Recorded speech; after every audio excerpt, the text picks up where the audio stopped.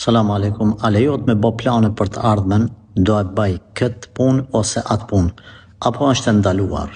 Aleikum salam rahmetullah. Nuk është e ndaluar. Është e lejuar, besimtari planifikon të ardhmen e tij, nuk jeton me pa planifikim, duke ëndru ose duke I kalu ditët ashtu kot. Planifikon për të ardhmen e vet, por dallimi prej një besimtari nga një jo besimtar është se besimtari planifikon dhe pastaj mbështetet në Allahun. I merr sebepet dhe pastaj shpreson te Zoti. Po ashtu mas planifikimit thot inshallah. Ela në dëshirën, në vullnetin, në fuqinë e Allahut. Përkundër atij që nuk është besimtar, ai mendon se çdo gjë është në dorën e tij. Allahu ka përmend këtë në Kur'an në surën Kahf, thotë ju mos thoni për diçka se do ta bëj nesër këtë gjë, përveç nëse thoni inshallah me lejen e Allahut. Po me izin e Zotit se të mniman Zoti ka më e bë.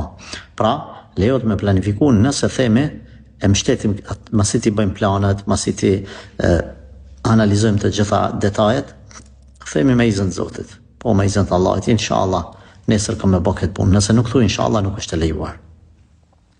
Nuk është e lejuar dhe Sulejmani alayhis salam ka dashur me bani një veprim caktuar për nesër, edhe nuk ka thonë inshallah, Allahu xhaleshanu nuk ja ka realizuat plan. Prandaj, masi ti bëjmë planet, themi inshallah. Kjo inshallah nuk është vetë fjalë goje, por bindje te Allahu që nën kupton me mbështet te Zoti se tër fuqia edhe e ardhmja është në dorë të Allahut e jo në planet e tua.